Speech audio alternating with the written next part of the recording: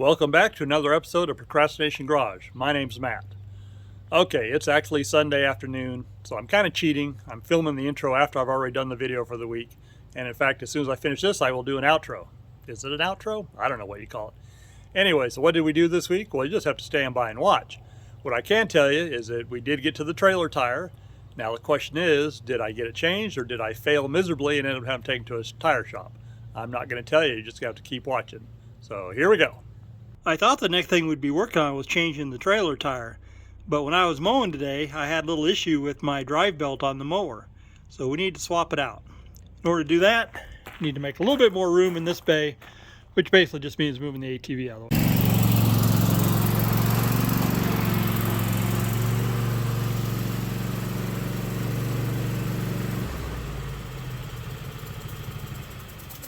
Right after I started mowing today over at the rental, the belt came off. And at first I thought something was wrong with the electric clutch, but then I got down there and saw that the belt was laying loose. You could see a little bit right there that it's worn.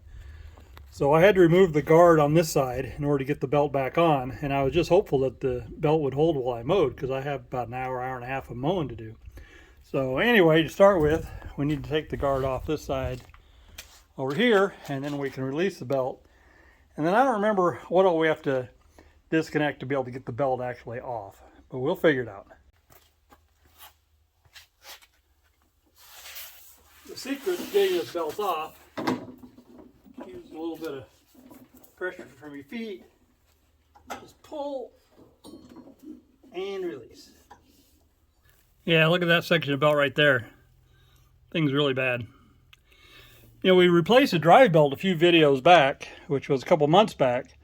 And this belt, I didn't really do anything with it, but something like that would have been obvious. I'd have noticed it. So it's deteriorated since that time. The good news is I always keep extra belts on hand. I believe I ordered a new drive belt after I installed the last one, but I don't see it. But I've got this deck belt, and as soon as I put this one on, I'll hit Amazon and order another one. I really thought I had to remove one of the deck arms or something to get this belt on there, but it looks like it'll go right on. So what I'm kind of doing is I'm laying the new belt over the top of the old belt so I can get the routing right the first time.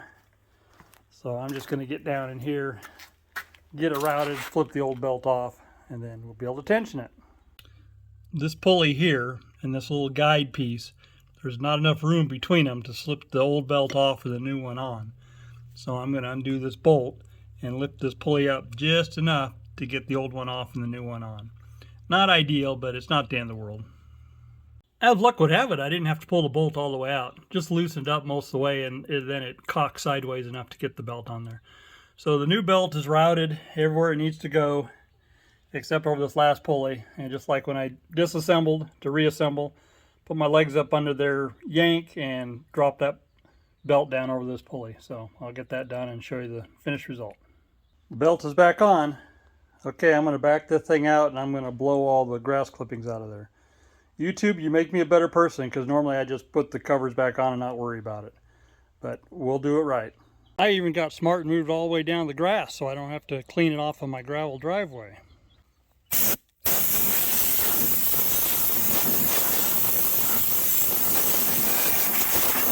There, look at that. See, it's clean. Just need to put the guards back on and call it good. I know, you guys want to see if it works, right?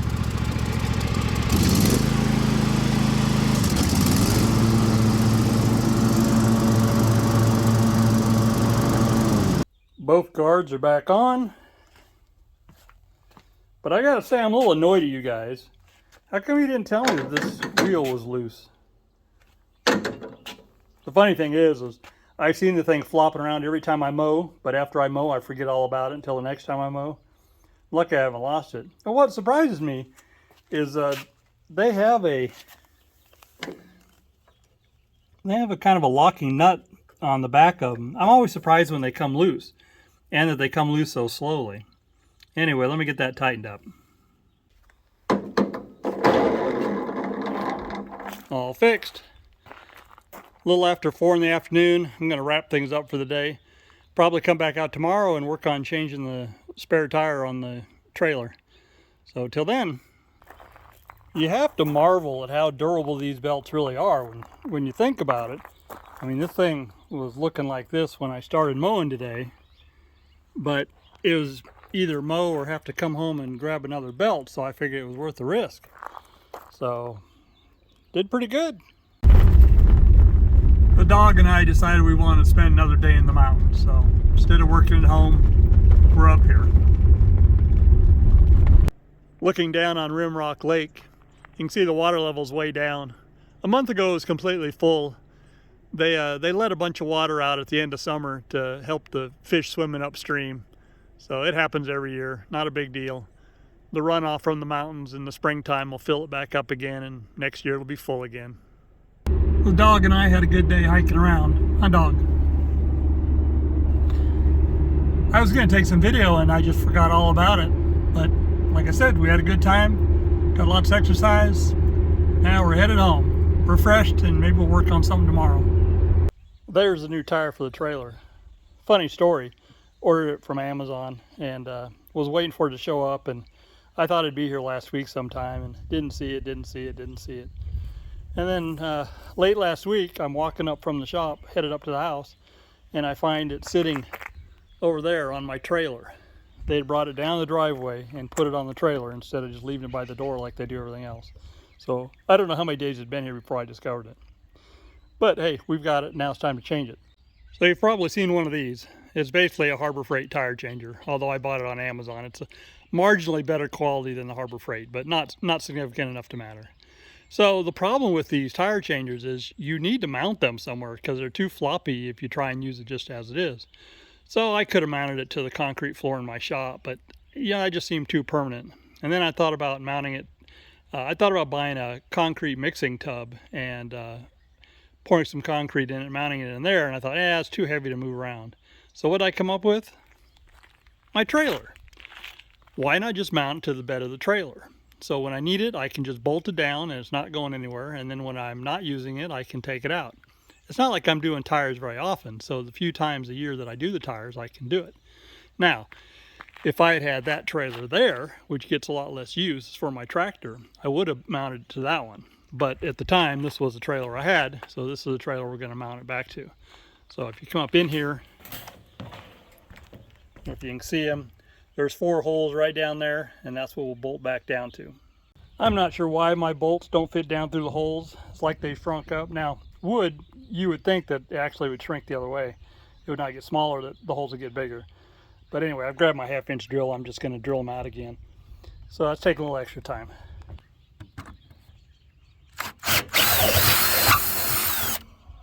Look what I found. I don't know about the rest of you, but I keep a pair of Vice Grips pliers clamped to the bottom of my trailer because you never know when you're going to need them. Either that, or when I was putting the hold downs for the UTV and the, well, that one actually was for the lawnmower, I had a pair of pliers on it so it would not spin, and I forgot it. So it's been riding under here for a month or so now. Obviously, I got it on there pretty tight. Now, people that worked with me on the flight line would be embarrassed because this is really piss poor tool inventory control, and I should know better. But hey, at least we'll recover them now. Anyway, the reason we're under here, here's the bottom of the bolts. I just need to put nuts on them. All bolted down. Let's get the wheel on there and see if we can get the old tire off. Usually you need to use this bead breaker here to break the bead on the tire from the wheel, but this one running flat, it did it itself. So if you look at this tire, you got a big hole here and a big hole here. I think probably I caught a rock. There's some big rocks up there, and I think I might have caught a rock in the sidewall. That damage might have been done when I was dragging it flat. I don't know. But at this point, I haven't seen any other place where there's a hole. Once we get the tire off, we'll look at the inside. Maybe we'll see something then. But next step is to get the tire off. Last time I did this, I didn't have the sideboards on here. So I don't know for sure I'll be able to, if I have enough maneuvering room with the sideboards on. I think I do on the sides. It's the front I'm worried about. Worst case, I'll take them off. Just like in the bedroom, a little lubrication and rubber gloves can be your friends.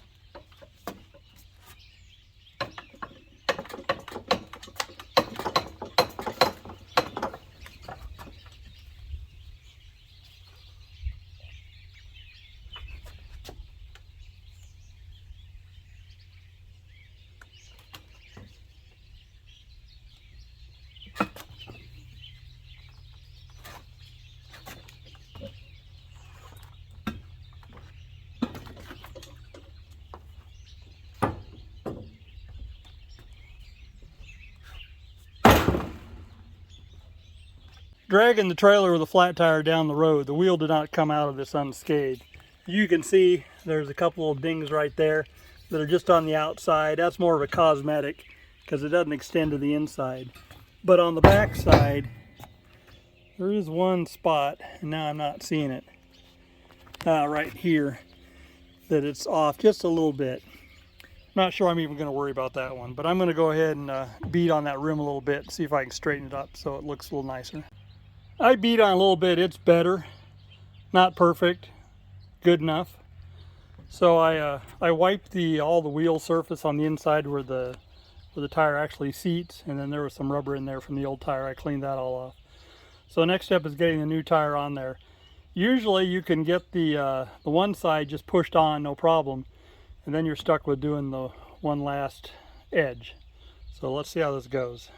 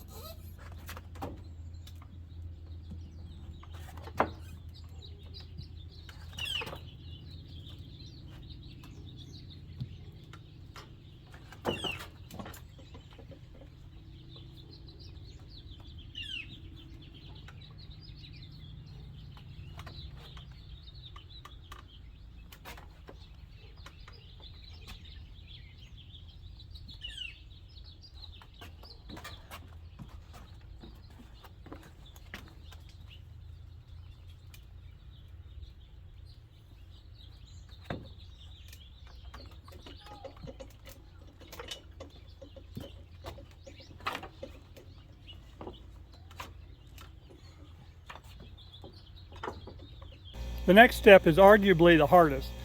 It's a matter of getting air into it. You got to get the tire to seat on the wheel, and that's tough without the proper air source. So we're going to do what we can. I'm going to put a strap around the tire and try and tighten it up and get it up as high on the wheel as I can. And then I'm going to pull the valve stem out, and I'm going to try and force more air down through the hole than normally you would get with the valve stem in. We'll see if that does it. So far I've always got them, but sometimes it's a lot of work.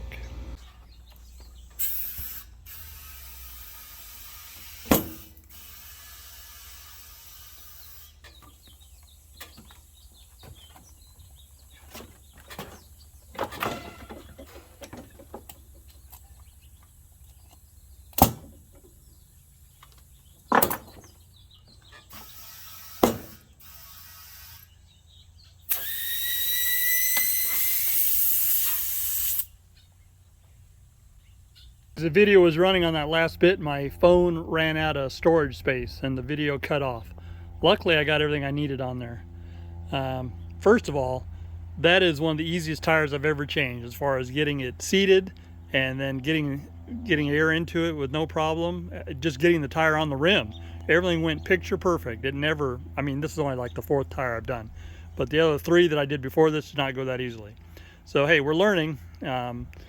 Anyway, we put 50 pounds of air in it, and I'm going to let it sit overnight and see if it's still got air in the morning.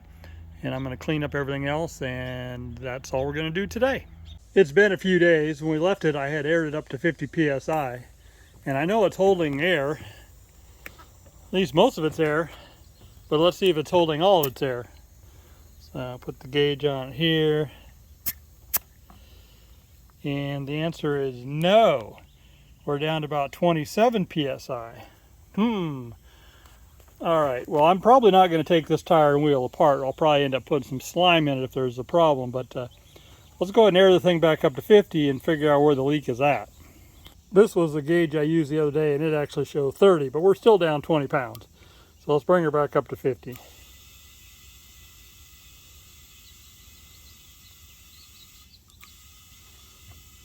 I'm hoping there's enough air in my air compressor because I didn't plug it in. It'll be close.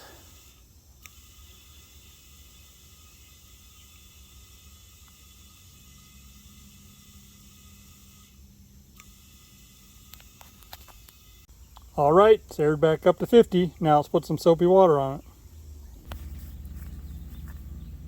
it. Everywhere. Guess you guys want to be looking at the action.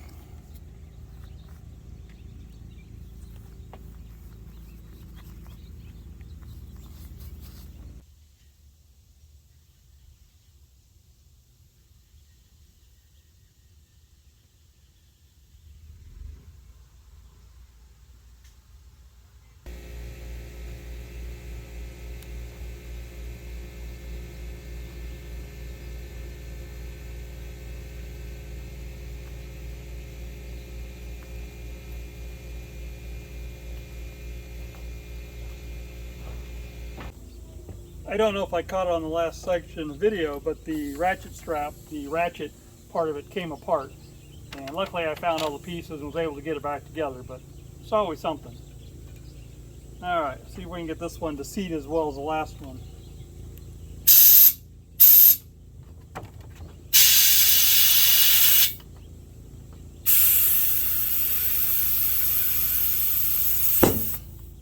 Look at that. Piece of cake. Take it back up to 50 PS. Oh no, there's no point. We got to get the valve stem back in.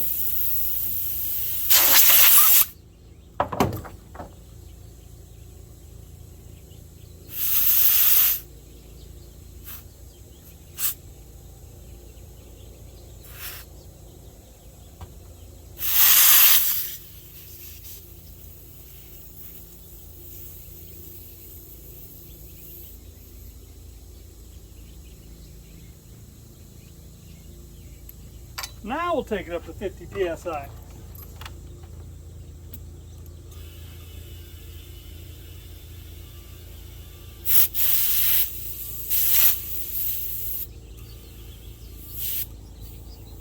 You buy China crap, you get China crap. The thing has never done a good job of staying on the valve stem like it's supposed to. Usually leaks.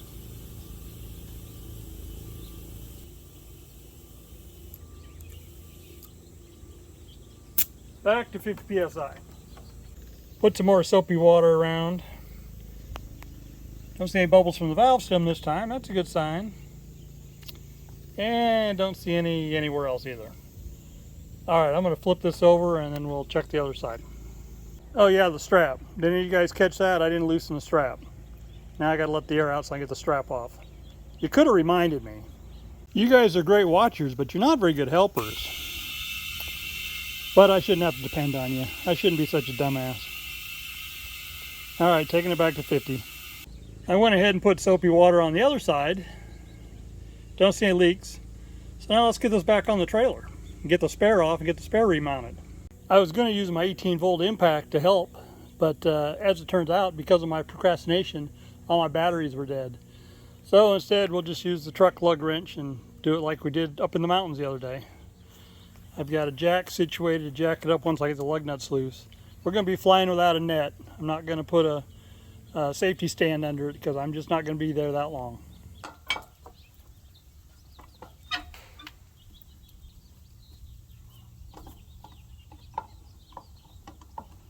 Off with the old, on with the new. Now let's hope I've got it jacked up high enough or I have enough stroke left in my jack to get it up to get the new tire on there.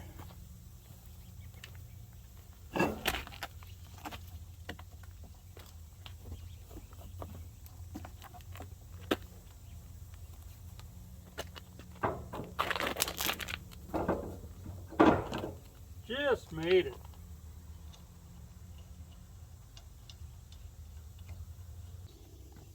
You saw what happened last time I used a torque wrench. I'm not going to do it again.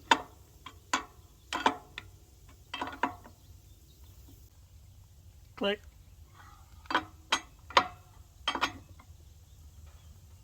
Click. Since the spare tire is off anyway, let's go ahead and raise that mount up to the bottom holes and get it a little higher up off the ground. Not only do we want to raise it up, we want to move it over this way about ½ an inch. You may remember that the tire was rubbing a little bit, so just going to go ahead and mark this sticker right here, ½ inch. So we want to move it over that line there.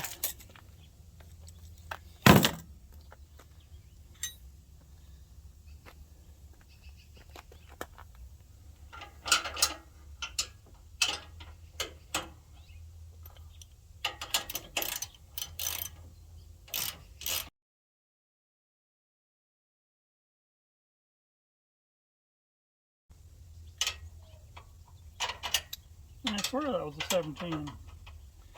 No. Well, that's interesting.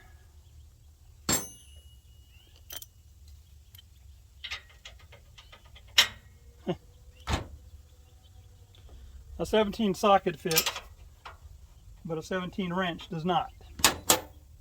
Arg. Okay, so this is 11/16. Now I know darn well I use metric when I put this together, because when we pull this apart, that is an 8.8 bolt. So why does my metric wrench not fit it?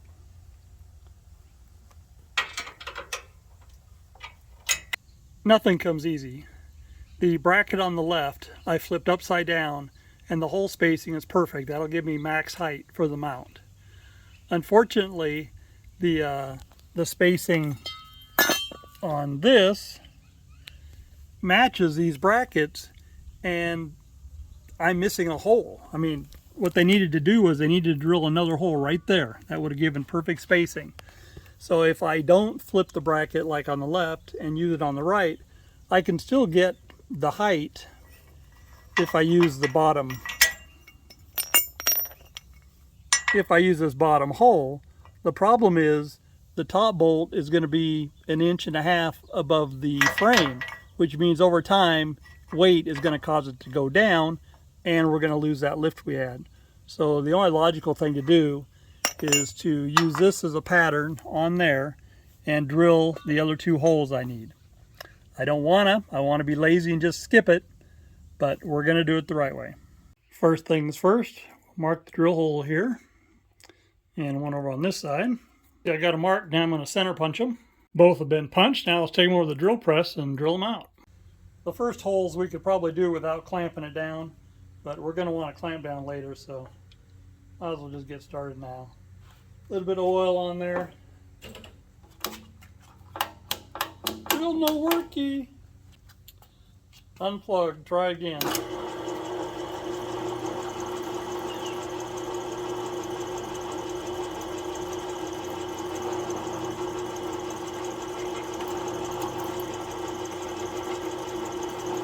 Just like butter. Straight to the big one, 15-30 seconds.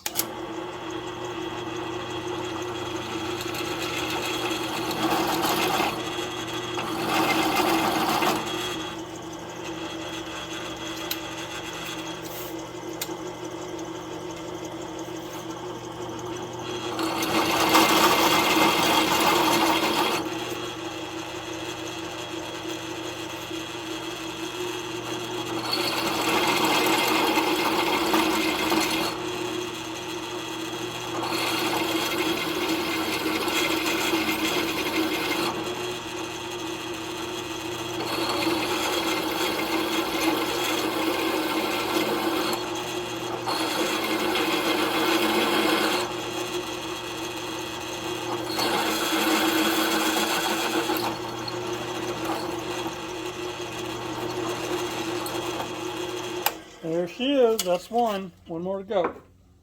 New holes are drilled right there and right there. And I'm taking a lunch break.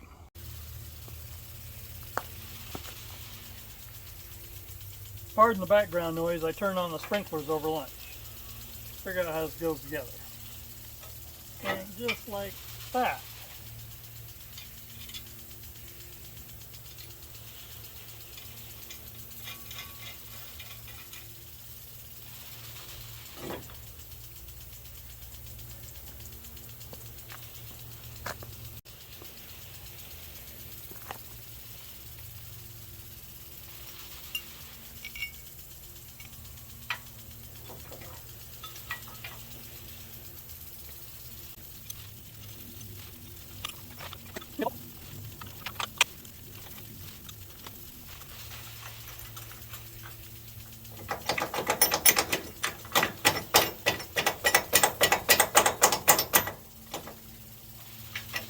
Slide it over to my new mark and I'll get everything tightened up.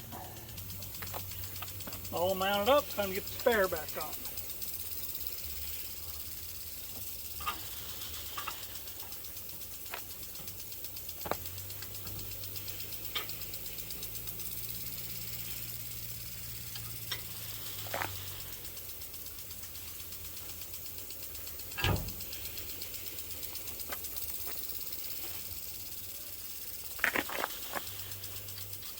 There she is, all mounted back up.